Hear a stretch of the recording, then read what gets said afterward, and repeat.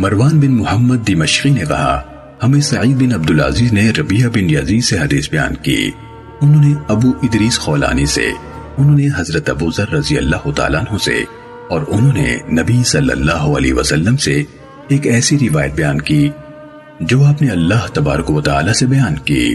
اللہ تعالیٰ نے فرمایا، میرے بندو، میں نے ظلم کرنا اپنے اوپر حرام کیا ہے اور تمہارے درمیان بھی اسے حرام قرار دیا ہے، اس لیے تم ایک دوسرے پر ظلم نہ کرو۔ میرے بندو، تم سب کے سب گمراہ ہو سوائے اس کے جسے میں ہدایت دے دوں، اس لیے مجھ سے ہدایت مانگو، میں تمہیں ہدایت دوں گا۔ میرے بندو، تم سب کے سب بھوکے ہو سوائے اس کے جسے میں کھلاؤں، اس لیے مجھ سے کھانا مانگو، میں تمہیں کھلاؤں گا۔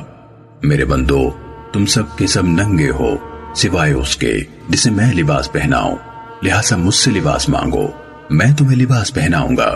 میرے بندو، تم دن رات گناہ کرتے ہو اور میں ہی سب کے سب گناہ معاف کرتا ہوں، سو مجھ سے مغفرت مانگو، میں تمہارے گناہ معاف کروں گا۔ میرے بندو، تم کبھی مجھے نقصان پہنچانے کی طاقت نہیں رکھو گے کہ مجھے نقصان پہنچا سکو، نہ کبھی مجھے فائدہ پہنچانے کے قابل ہوگے کہ مجھے فائدہ پہنچا سکو۔ میرے بندو، اگر تمہارے پہلے والے اور تمہارے بعد والے اور تمہارے انسان اور تمہارے جن سب مل کر تم میں سے ایک انتہائی متقی انسان کے دل کے مطابق ہو جائیں تو اس سے میری بادشاہت میں کوئی اضافہ نہیں ہو سکتا۔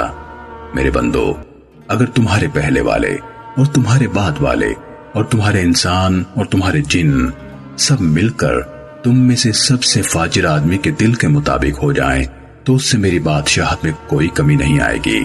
میرے بندو، اگر تمہارے پہلے اور تمہارے پچھلے اور تمہارے انسان اور تمہارے جن سب مل کر ایک کھلے میدان میں کھڑے ہو جائیں اور مجھ سے مانگیں اور میں ہر ایک کو اس کی مانگی ہوئی چیز عطا کر دوں تو اس سے جو میرے پاس ہے اس میں اتنا بھی کم نہیں ہوگا جو اس سوئی سے کم ہوگا جو سمندر میں ڈالی اور نکالی جائے۔ سعید نے کہا، ابو ادریس خولانی جب یہ حدیث بیان کرتے تو اپنے گھٹنوں کے بل بیٹھ جاتے۔ صحیح مسلم۔